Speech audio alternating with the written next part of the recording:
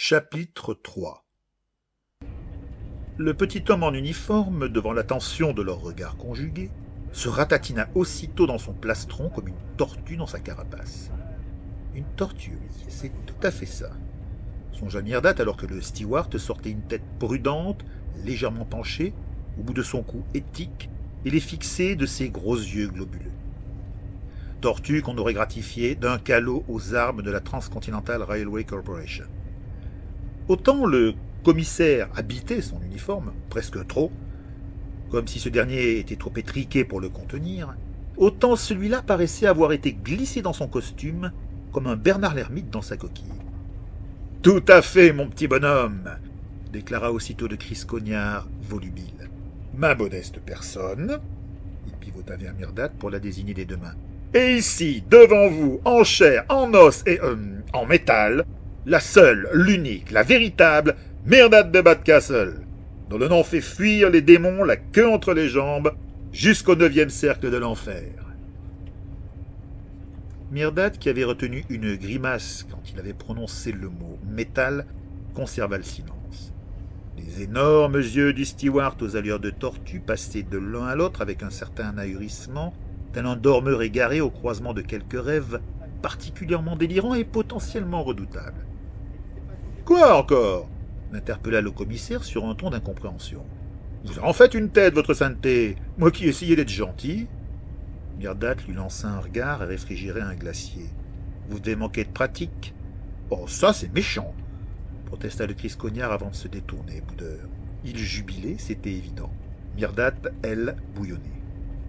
L'hybride de Stewart et de Chélonia, jugeant peut-être que c'était le bon moment, glissa.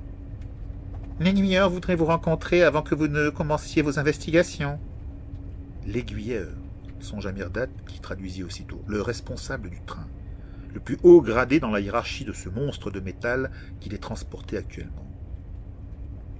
Les trains de la Transcontinental Railway Corporation, qui avaient le monopole des communications entre les cristallopoles, étaient de véritables léviathans blindés, carénés pour résister aux attaques des adversaires les mieux armés et des abominations les plus redoutables des terres nèbres, les terres extérieures plongées dans la pénombre du smog qui avait recouvert ce monde.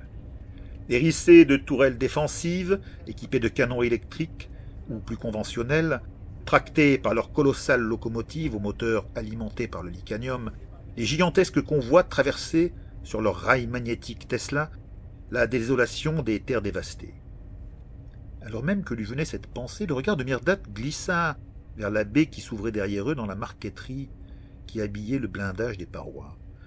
De l'autre côté, encadré par le bois roux rehaussé d'inclusions brillantes, défilait un sinistre paysage.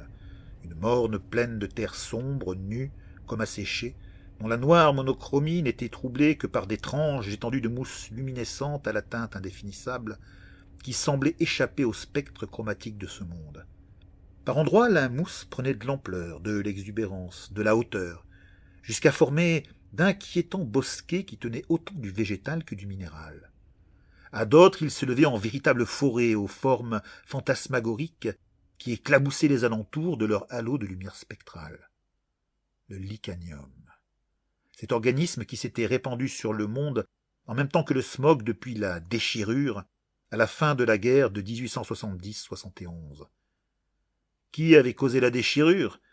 Personne ne le savait. Enfin, certaines personnes devaient bien le savoir, mais elles se gardaient bien de le dire. Peut-être une des nouvelles armes que l'un ou l'autre camp avait expérimentées pour exterminer son rival avait-elle échappé à leur contrôle, ou eu des répercussions imprévues. Allemands comme Français, avec un bel ensemble, s'étaient mutuellement accusés du désastre. Où était la vérité ? Bien malin qui pouvait le dire. Mais tout cela avait vite cessé d'avoir de l'importance quand le smog, sortant de la déchirure, s'était épanché sur le monde et l'avait recouvert, transformant le jour en pénombre fuligineuse, et qu'avec lui était venu le licanium. Il s'était répandu sur la terre, contaminant le sol, se diffusant, poussant ses rhizomes toujours plus loin. Rien, ni les bombes, ni les acides, ni les gaz, ni le feu, ni les tentatives des uns et des autres pour l'arracher, le briser, n'avaient pu l'arrêter, ou très temporairement et au prix d'efforts démesurés. Là où le licanium prospérait, Les autres formes de vie, plantes, animaux, humains, périssaient ou changeaient. Pour survivre, du moins telle qu'on la connaissait, l'humanité devait trouver une parade, utiliser son intelligence et son savoir pour se préserver de l'influence métamorphique et mortelle du licanium. On avait pour cela recruté les plus brillants esprits de ce temps, chercheurs, ingénieurs, architectes, mathématiciens, physiciens, biologistes, mis en batterie et dotés de moyens illimités pour accomplir une seule tâche, une tâche primordiale, sauver l'humanité du licanium. Ils avaient créé les cristallopoles. En moins de 3 décennies, devant l'urgence de la situation, alors que le licanium ne cessait de progresser, contenu à grand-peine loin des capitales, par les armées de tous les pays, la science et l'industrie, sous l'impulsion de ces esprits remarquables, Gustave Eiffel, Pierre et Marie Curie, pour ne citer qu'eux, avaient conçu et réalisé les gigantesques dômes de verre et d'acier qui isolaient les principales villes du monde, ainsi que les terres qui les nourrissaient et les maintenaient vierges de toute pollution. Mieux encore, les plus brillants des savants de ce temps s'étaient associés et avaient découvert que le licanium, s'il était un véritable fléau qui contaminait et transformait tout ce qu'il touchait, était également une formidable source d'énergie qu'on pouvait, au prix de 1000 précautions, domestiquer et utiliser. Et c'est précisément ce que ces grands esprits, sous la houlette éclairée de Nikola Tesla, avaient réalisé. Assez ironiquement, cet organisme qui empoisonnait la Terre et avait manqué causer la fin de l'humanité avait aussi été l'instrument de son salut. Une 4e révolution industrielle était née, générant de nouvelles technologies et permettant une accélération du progrès scientifique qui avait profondément modifié la société pré-déchirure pour engendrer celle des cristallopoles. Mais à quel prix ? Là-bas, tout au fond, sur l'horizon, Myrdad devinait une chaîne de montagnes déchiquetées dans la pénombre éternelle qui recouvrait à présent le monde. Une pénombre que ne venait plus dissiper le moindre rayon de soleil, mais seulement la phosphorescence spectrale du licanium. Elle détourna le regard. Ce paysage désolant n'était pas le sien. Elle était une enfant des cristallopoles, née et grandie au sein des cités sous-dômes, bornée par les murs rassurants des villes, sous la protection des prodigieuses verrières boucliers de M. Eiffel. « Veuillez me suivre, s'il vous plaît. » La voix nasillarde du steward tortue la ramena à la situation présente. Reportant son regard sur le petit employé de la Transcontinental Railway Corporation, qui rentra à nouveau la tête dans les épaules, comme si elle allait l'exorciser sur place, elle répondit « Nous vous suivons. » Elle ne savait pas ce que leur voulait l'aiguilleur, mais se doutait qu'il fallait en passer par là. L'Orient Express était sous son autorité. On connaissait l'obsession de la TRC pour la hiérarchie et la sécurité, et elle devait savoir ce qui avait motivé qu'on la mande ici.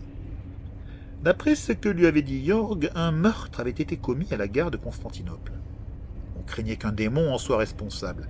Si c'était le cas, il pouvait s'être glissé dans le train et...